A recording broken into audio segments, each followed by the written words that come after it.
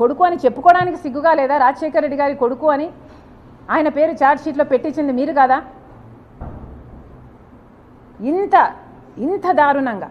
ఇంత దారుణంగా దిగజారి రాజకీయాలు చేయడం ఇదే చూద్దాం. మళ్ళీ చెప్తున్నాం, విలువలు, విశ్వసనీయత ఇలాంటి పెద్ద పెద్ద మాటలు మాట్లాడతారు మీరు. అసలు మీకు ఏ విశ్వసనీయత ఉంది?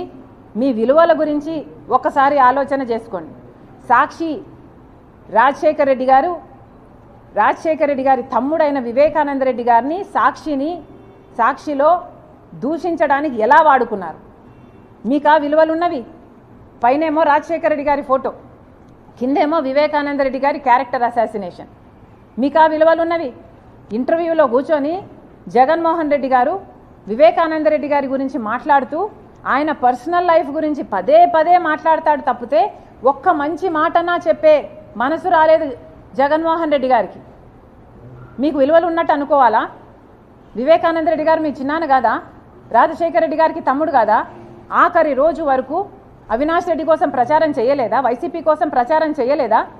అలాంటి వివేకానంద రెడ్డి గురించి ఒక్క మాట మంచిది చెప్పలేకపోయారు మీరు. మొన్న కడపకు వచ్చి కూడా మీరు ఇదే మాట్లాడారు. ఆయన వ్యక్తిగత జీవితం గురించి మాట్లాడారు తప్పితే ఒక్క మంచి మాట చెప్పలేదు.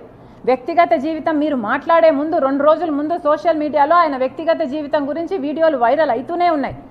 అంటే మీరు ప్లాట్ఫామ్, మీరు బేస్ క్రియేట్ చేసుకొని మళ్ళీ ఆ పాయింట్ని మీరు ఎంఫసైజ్ చేస్తున్నారు. మీకు విలువలు ఉన్నాయా అండి? దీన్ని విలువలు ఉన్న మనుషులు చేసే పనులేనా అండి ఇవి? మీకు వ్యతిరేకంగా ఉంటే ఎవడినైనా సరే బుల్డోజర్ వేసుకొని తొక్కిపడేయడమే. విలువల గురించి మీరు మాట్లాడతారు. విశ్వసనీయత ఉందా మీకు? విశ్వసనీయత ఉంటే కడప ప్రజలకు సమాధానం చెప్పండి. వివేకానంద రెడ్డి గారి హత్య విషయంలో అవినాష్ రెడ్డి గారు ముందక్కడికి వెళ్ళారు అని చెప్పారు. రవీంద్రనాథ్ రెడ్డి గారేమో సాక్ష్యాలు తుడిచేస్తుంటే అక్కడ నిలబడి చూశాడు అవినాష్ రెడ్డి అని రవీంద్రనాథ్ రెడ్డి గారు చెప్తారు. ఆ తర్వాత అవినాష్ రెడ్డి గారు మీకు ఫోన్ చేశారు అని చెప్తున్నారు. ఫోన్లో మీకు అవినాష్ రెడ్డి గారు ఏం చెప్పారు? అవినాష్ రెడ్డి గారు ఒకవేళ ఇక్కడ హార్ట్ అటాక్తో చనిపోయాడు అని మీకు చెప్పుంటే మీకు ఈ రోజు వరకు కూడా అనుమానం లేదా? అంత రక్తం ఉంటే హార్ట్ అటాక్తో ఎలా చెప్పాడు ఈ అబ్బాయిలో ఏదో దాచుతున్నాడు అన్న అనుమానం మీకు ఈ రోజు వరకు కలగలేదా? లేదు, ఆ అబ్బాయి నాకు నిజమే చెప్పాడు, ఇక్కడ అంతా రక్తం ఉందన్న, హత్య జరిగింది అని చెప్పుంటే మీకు మరి సాక్షిలో హార్ట్ అటాక్ అని మీరు ఎందుకు రాపిచ్చారు? ఈరోజైనా సమాధానం చెప్పండి. ఎంతసేపు ఉన్నా ఆ అబ్బాయి నన్ను కన్విన్స్ చేశాడు అని మాట్లాడుతున్నాడు టీవీలో. ఈ అబ్బాయి అంట 4 ఇంటర్వ్యూలు ఇచ్చాడంట కష్టపడి. సునీతమ్మ 5 ఏళ్ల కష్టం ఎవరికీ కనిపించడం లేదు, ఆయనకైతే అసలుకే కనిపించడం లేదు. 5 ఏళ్ళు న్యాయం కోసం గడప గడప తిరిగి కోర్టు మెట్లన్నీ ఎక్కి పోలీస్ స్టేషన్లో అన్నీ చుట్టూ ముట్టే 5 సంవత్సరాల కష్టం కనిపించలేదు. ఈ అబ్బాయి అంట 4 ఇంటర్వ్యూలు ఇచ్చాడట. ఈ 4 ఇంటర్వ్యూలను బట్టి అవినాష్ రెడ్డి గారు నిర్దోషి అని ఈయన నిర్ధారించుకున్నారంట. అంటే మీకు ముందు చెప్పలేదా అవినాష్ రెడ్డి ఈ ఎక్స్ప్లెనేషను? ముందు చెప్తే మరి మీరు ఇంటర్వ్యూలో చూసి ఎందుకు కన్విన్స్ అయినట్టు?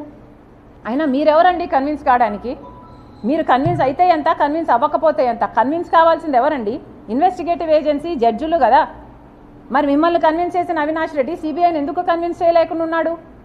వెళ్ళమని చెప్పండి. సిబిఐని తప్పించుకొని ఎందుకు తిరుగుతున్నాడు? సిబిఐ అరెస్ట్ చేయడానికి వస్తే కర్నూలులో అంత 3 రోజుల పాటు బీభత్సం సృష్టించారు కదా. పోలీసులను, మూకల్ని అంత లా అండ్ ఆర్డర్ ప్రాబ్లమ్ సృష్టించి అసలు చెయ్యి వేయనీయలేదు కదా అవినాష్ మీద. సిబిఐ ఆఖరికి empty handed, it had to go back. That is an insult, a humiliation to CBI in it's history. మరి అంతగా మీరు అంత దిగజారిన రాజకీయాలు చేస్తున్నారే, మరి మిమ్మల్ని కన్విన్స్ చేయడం ఏం అవసరం అండి? మీరు కన్విన్స్ అయితే ఎంత, అవ్వకపోతే ఎంత? ప్రజలు కదా కన్విన్స్ అవ్వాలి. మరి ప్రజలకి సమాధానాలు చెప్పండి. ఎందుకని సాక్షి టీవీలో హార్ట్ అటాక్ అని చెప్పారు? ఎందుకని ముందు సిబిఐ అడిగారు, ఆ తర్వాత సిబిఐ వద్దన్నారు? ఎందుకని అవినాష్ సాక్ష్యాలు తుడిచేస్తుంటే అమాయకంగా నిలబడి చూశాడు? ఇవన్నీ సాక్ష్యాలు, ఆధారాలు సిబిఐ అన్నీ పెడితే ఇవన్నిటినీ కాదని మీరు కన్విన్స్ అయ్యానని బుకాయిస్తున్నారు. మీరు బుకాయించినంత మాత్రాన ప్రజలు కన్విన్స్ కారండి. ప్రజలకు కూడా దేవుడు కూడా ఒక ఇంగితం అంటూ ఇచ్చారు, అర్థం చేసుకోవాలి. జగన్మోహన్ రెడ్డి గారు విశ్వసనీయత విలువలు అని ఇంత గట్టిగా మాట్లాడుతున్నారే, మీకే గనక విశ్వసనీయత ఉంటే ఈరోజు ఎందుకని 5 సంవత్సరాల అధికారం తర్వాత కూడా మనకు ప్రత్యేక హోదా రాలేదో ప్రజలకు సమాధానం చెప్పండి. బీజేపీ పార్టీ మెడలు వంచైనా సరే నేను ప్రత్యేక హోదా తీసుకొస్తాను అని కూడా చెప్పి కదా మీరు అధికారంలోకి వచ్చారు. ఎందుకు మరి ప్రత్యేక హోదా ఎందుకు రాలేదు, ప్రత్యేక హోదా ఎందుకు తేలేదు, మీరు బీజేపీ మెడలు ఎందుకు వంచలేదు, ఒక్క నిజమైన ఉద్యమమైన ఈ 5 సంవత్సరాలలో ఎందుకు చేయలేదు ప్రత్యేక హోదా గురించి? మీకు నిజంగానే విశ్వసనీయత ఉంటే సమాధానం చెప్పండి. పోలవరం ప్రాజెక్ట్ అయితేనేమి, రాజధాని అయితేనేమి, ఇలా ఒక్కటంటే ఒక్కటైనా సాధించుకొచ్చారా? మీకు నిజంగానే విశ్వసనీయత ఉంటే మరి ప్రజల ప్రయోజనాలన్నీ ఎందుకు తాకట్టు పెట్టారు బీజేపీ పార్టీకి? మీ స్వప్రయోజనాల కోసం ఏదైనా తాకట్టు పెడతారా? ఎవరినైనా బలి చేసుకుంటూ పోతారా? ఎవరినైనా తొక్కుకుంటూ పోతారా? కనీసం కడపలో స్టీల్ ఫ్యాక్టరీ కూడా మీరు కట్టలేదు. ఇది అవమానంగా లేదా మీకు? మీ సొంత జిల్లా కదా కడప. కనీసం ఇక్కడైనా కడపలో స్టీల్ ఫ్యాక్టరీ అయినా కట్టుంటే మీకు చెప్పుకోవడానికి ఏదైనా ఉండు. ఈ కడపలోనే ఇక్కడనే 625 గ్రామాలకు కనీసం మంచినీళ్ళు లేవండి. మంచినీళ్ళు లేవు గ్రామాలలో. ఏం సమాధానం చెప్తాడు జగన్మోహన్ రెడ్డి గారు? ఎక్కడ పెట్టుకుంటారు మీ తలకాయ? మీకు ఆ విశ్వసనీయత గురించి మాట్లాడే హక్కు ఉంది? కనీసం ఒక్క ఎకరాకైనా అడిషనల్గా నీళ్ళు ఇచ్చింది లేదు మీరు ఇక్కడ. కనీసం రాజశేఖర్ రెడ్డి గారు జలయజ్ఞంలో 42 ప్రాజెక్టులు సొగంలో వదిలేసిపోతే అవన్నా పూర్తి చేయాలన్న కాంక్ష లేకపోయింది మీకు. కనీసం అవి కూడా చేయలేకపోయారు. మీరా రాజశేఖర్ రెడ్డి గారి ఆశయాలను నిలబెట్టేది? Thank you guys.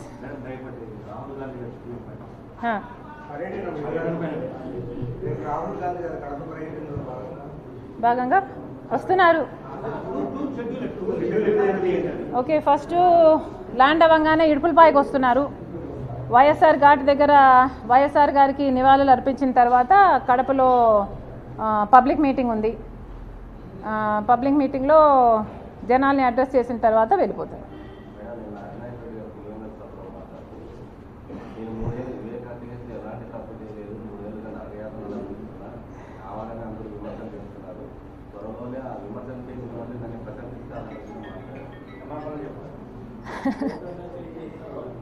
మరి ఎందుకండి సిబిఐని తప్పించుకొని తిరుగుతున్నారు? ముందు బెయిల్ ఎందుకు తెచ్చుకుంటున్నారు? సిబిఐ దగ్గరికి వెళ్ళండి. మీకున్న సాక్ష్యాలు, మీకున్న కన్విన్సింగ్, మీరు ఏదో జగన్ రెడ్డిని చేయడం కంటే మీరు అక్కడికి వెళ్ళి వాళ్ళని కన్విన్స్ చేసుకోవచ్చు కదా. అయినా నేను దొంగతనం చేశాను నన్ను పట్టుకోండి అని నిలబడతాడా అండి? అక్కడనే నేను చేయలేదనే చెప్తాడు ఏ దొంగ అయినా. ఆ దొంగను నమ్మినోడు పిచ్చోడు. అవినాష్ రెడ్డి నేను చేయలేదని జగన్మోహన్ రెడ్డి గారు చెప్తుంటే జగన్మోహన్ రెడ్డి గారు నేను కన్విన్స్ అయ్యానంటే మరి ఎక్కడ పిచ్చోళ్ళు ఎవరు? ఇక్కడ జగన్మోహన్ రెడ్డి గారు పిచ్చోడు అనుకోవాలి.